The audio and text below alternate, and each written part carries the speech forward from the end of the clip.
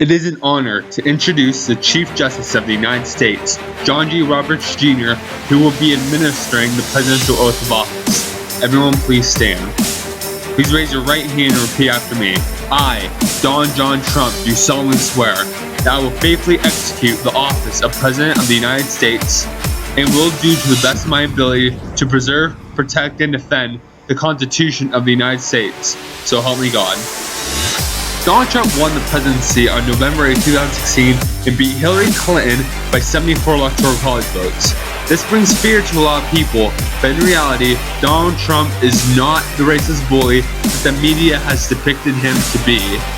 For my first point, Donald Trump's plan to keep out illegal immigrants is not racist.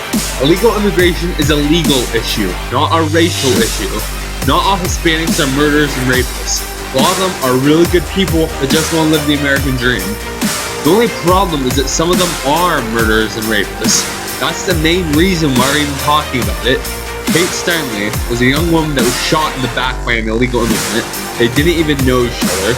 Juan Francisco Lopez Sanchez was deported 5 times before the murder.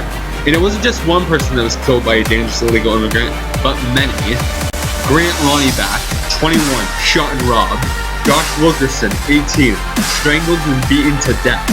Shaylee Assis, 22, shot in cold blood. Spencer Govach, 25, shot and killed. The list goes on by the hundreds.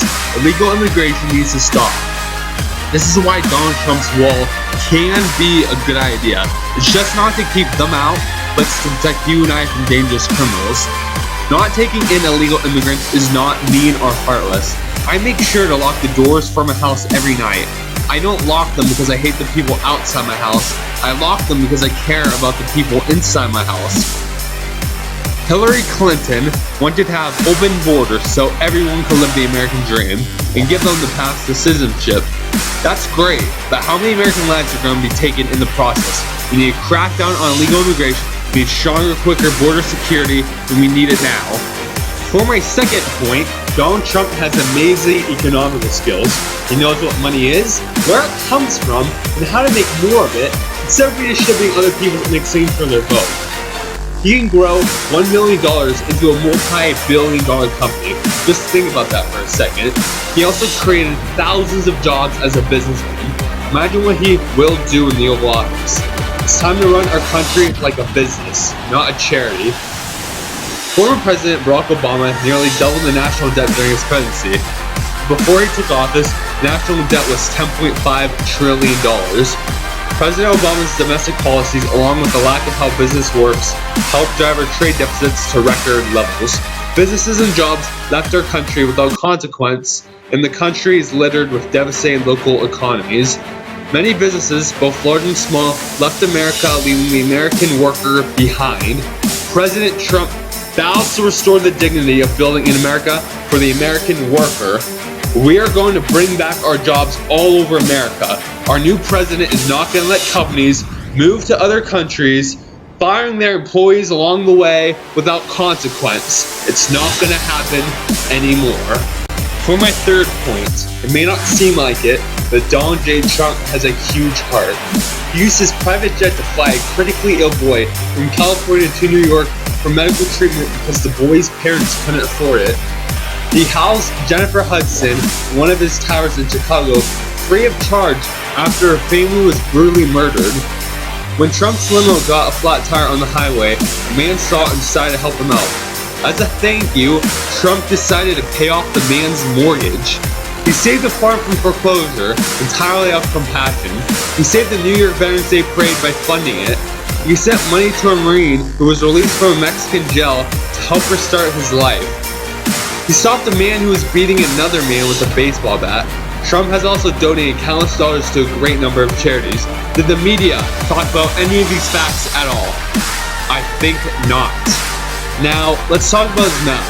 Donald Trump did say a lot of unhonorable things, but can you really look at me in the eye and tell me that you never said anything vulgar or offensive in your entire life? I honestly don't think you can. If Kanye West or Eminem made a rap song with the same language in it, people all over the country would buy it and listen to it. Nobody's perfect. Also, about 3 weeks before the election, Donald Trump was accused of rape. I only have one thing to say about it: fake news. The media will try anything to hurt Donald Trump's reputation. According to many articles, the court hearing changed from October to November, then to December 16th.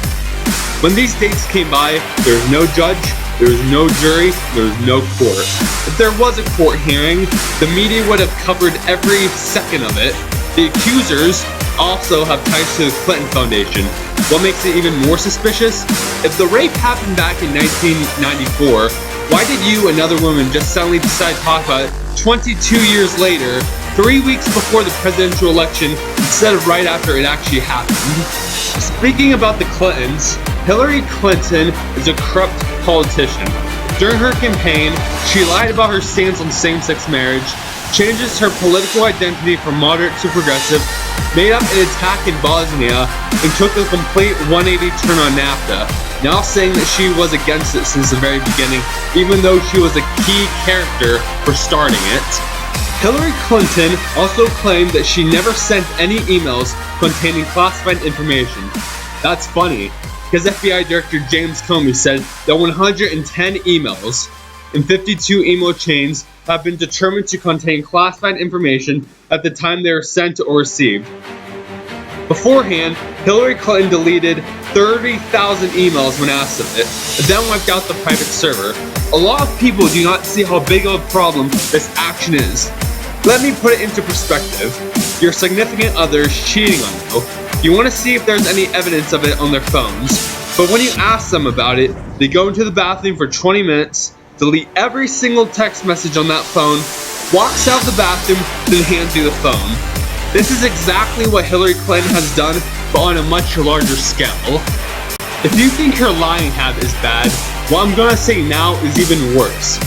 Hillary Clinton left our soldiers to die in Benghazi. In case if you don't know what Benghazi is, it is a city in Libya.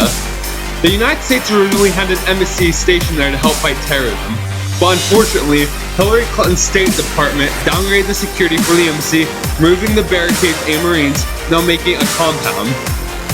Sean Smith, one of 4 Americans that died that night, called his mother, Patricia Smith, about the downgraded insecurity. He said, "Mom, I am going to die. All security has been pulled from the embassy."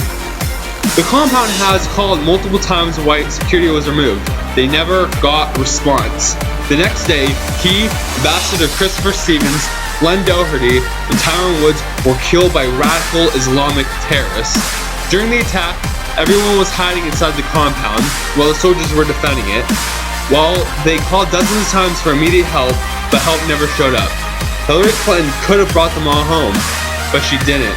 They were left there to die. Hillary Clinton and former President Barack Obama lied to the families about the Benghazi attack and blamed it on a video. At the Benghazi hearing, Hillary Clinton stated, "What difference at this point does it make?" Really, Hillary? I'll tell you what difference it makes. Innocent people died. If kids are now going to have to grow up without their fathers, wives are going to have to live their lives without their husband, knowing that they were lied to. And finally, it costs you 74 electoral college votes. President Donald Trump has promised to destroy radical Islamic terror.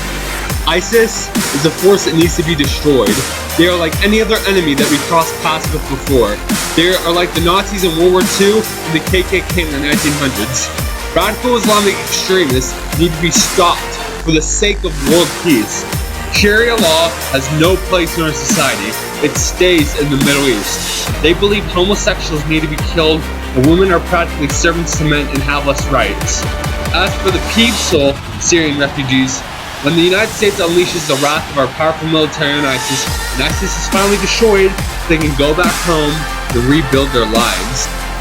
It is time to show the whole world that America is back. We will be bigger, better, and stronger than ever before.